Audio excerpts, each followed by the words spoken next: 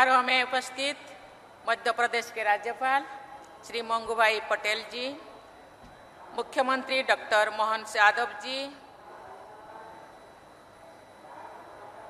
यहाँ के सांसद श्री बी.डी. शर्मा जी, बागेश्वर धाम के पीठाधीश्वर श्री धीरेन्द्र कृष्ण शास्त्री जी, पूज्य ज्ञानानंद महाराज जी, आचार्य बालकृष्ण जी, उपस्थित संत समाज, श्री बागेश्वर धाम जन सेवा समिति के सभी पदाधिकारीगण, स्वयंसेवकगण, गणमान्य अतिथियों, वर वधुगण, देवियों और स्वजनों, सभी को नमस्कार।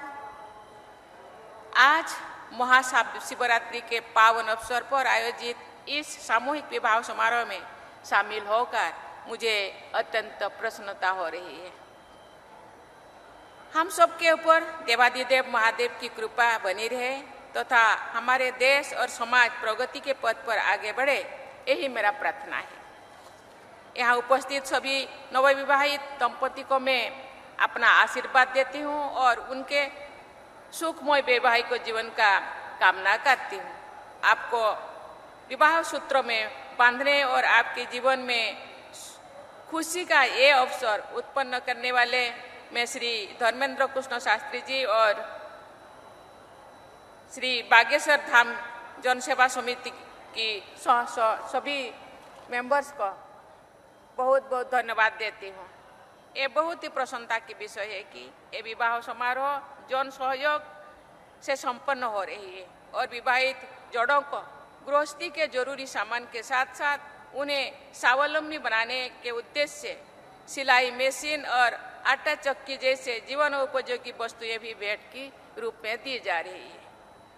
जन सहयोग द्वारा जन कल्याण का ये बहुत ही अच्छा उदाहरण है। मुझे विश्वास है कि आज विवाह बंधन में बंधे दंपति इस दिवस की स्मृति को संजो कर रखेंगे और अपनी गृहस्थी को सफलतापूर्वक आगे बढ़ाएंगे।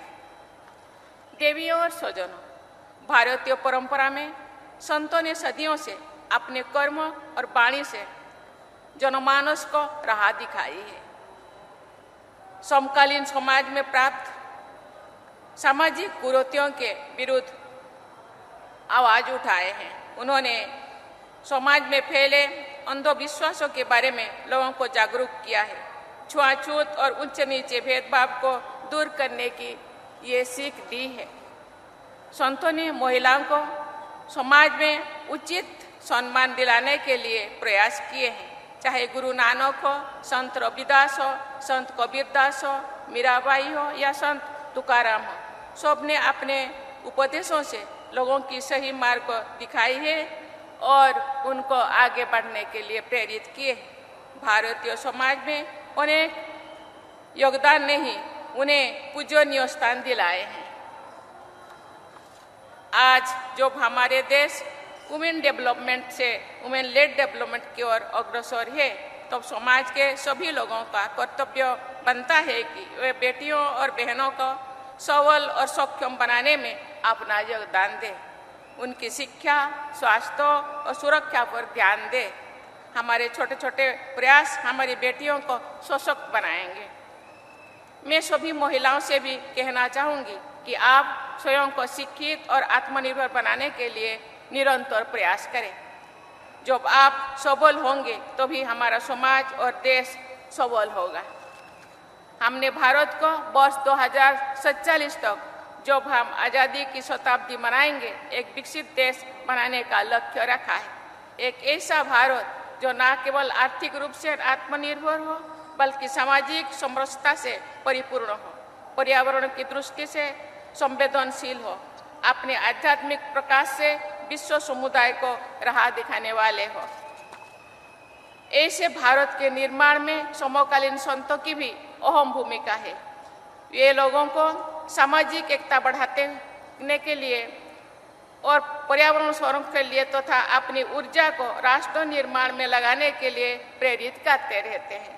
मेरा मानना है कि हमें अपनी ज्ञान परंपरा को जांच पड़ताल करें और उसके उपयोग अंश को अपना कर अपने उपयोग राष्ट्र निर्माण के और मानव कल्याण के लिए लगाए। इसी भावना के साथ कार्य करते हुए आगे बढ़ते रहें। इसी कामना के साथ मैं सभी नवविवाहित वर वधुओं को उनके स्वर्णिम भविष्य के लिए मंगल कामना करती हूँ तथा सभी को आशीर्वाद देती हूँ कि उनका वैवाहिक जीवन सुखमय हो और सुख रहे, सुखी रहे और आगे बढ़े। इसी के साथ मैं अपने वाणी को विराम देती हूँ। जय हिंद, सभी को धन्यवाद।